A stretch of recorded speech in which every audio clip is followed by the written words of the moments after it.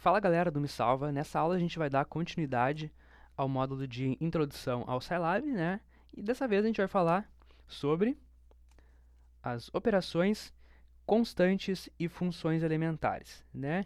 Então o que acontece? Operações elementares, constantes elementares e funções elementares.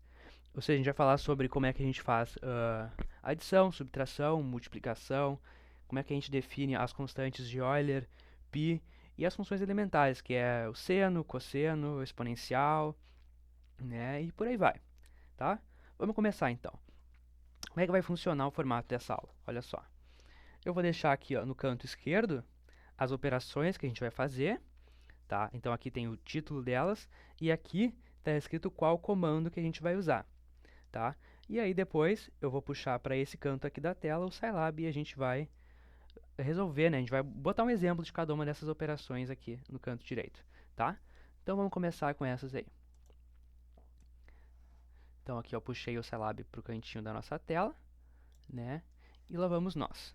Então primeiro vamos fazer um exemplo de adição, né? Por exemplo, se eu quiser fazer, por exemplo, 45 mais 5 dá 50, ok, barbada.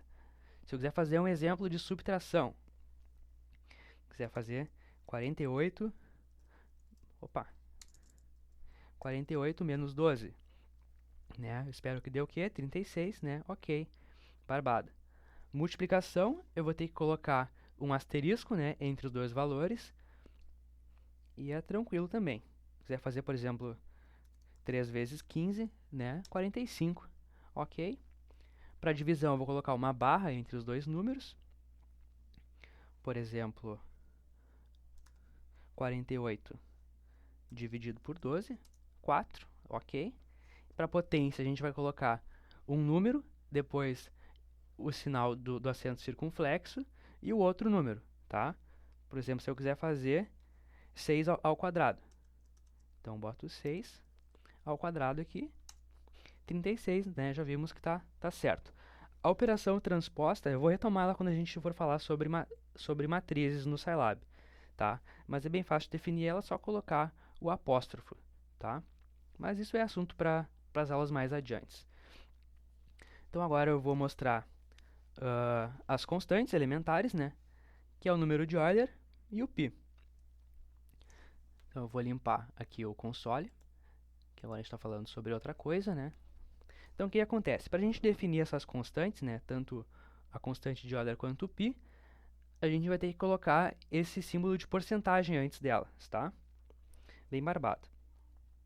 Então, por exemplo, se a gente quiser escrever o número de Euler, a gente bota o porcento e o e, e tá ali ele. E se quiser escrever o π, também, mesma coisa, o porcento e o π, escrito por extenso, né? E tá ali o valorzinho deles, ok? Tranquilo, né?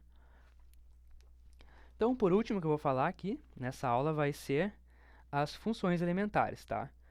As que eu julguei como principais, as que a gente mais usa, né, no nosso dia a dia, é a função de raiz quadrada, seno, cosseno, tangente, exponencial e logaritmo natural, tá? Então, vamos fazer uma por uma aí. Para raiz quadrada, a gente vai escrever isso aqui, ó, que é o SQRT, que é uma referência ao inglês, né, de square root, tá? Raiz quadrada. E a gente vai escrever isso e vai botar entre parênteses o número que a gente quer tirar a nossa raiz quadrada. Tá? O mesmo vale para o seno, bota entre parênteses, tá? Todas essas funções aqui exigem que a gente coloque o parênteses do lado delas, tá? Então vamos começar fazendo uma raiz quadrada. Só vou limpar aqui o console. Vamos começar, por exemplo, sei lá, se eu quiser fazer a raiz quadrada de 49, eu boto isso aqui, ó, SQRT e o 49 entre parênteses e tá aí a resposta.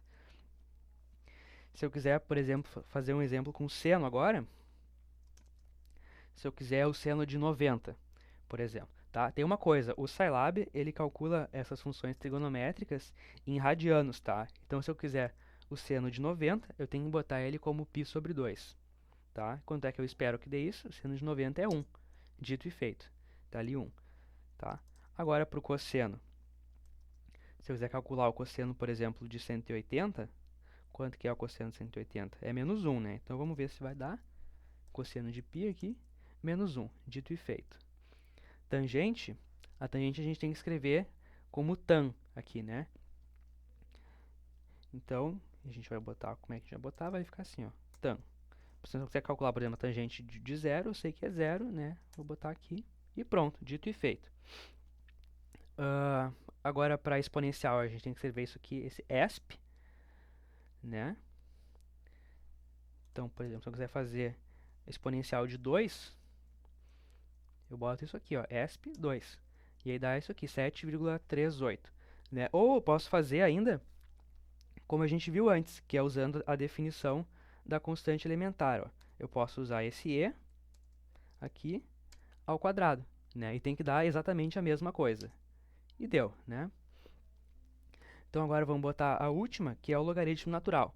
A gente está acostumado a escrever o logaritmo natural como ln, né? Mas aqui no Scilab não. No Scilab, o ln a gente escreve como log, tá? Então isso a gente tem que cuidar. Se a gente quiser, por exemplo, calcular o logaritmo da constante de Euler, por exemplo, a gente pode escrever assim, ó. Né? E está aqui a resposta 1. Ou a gente pode escrever ainda como sendo log da exponencial de 1. Né? A gente tem que botar dois parênteses, porque o primeiro tem a ver com a exponencial aqui, né? E o segundo tem a ver com o logaritmo. E é a mesma coisa, tá? Então essa aula foi só para mostrar as funções que a gente vai lidar no nosso dia a dia, né? E para quando tu for fazer, por exemplo, se tu não souber como é que define, se tu te perder em alguma coisa, aqui tá, né, um guiazinho de todas as funções que vão te acompanhar no dia a dia pelo Scilab, tá? Nessa aula é isso, valeu!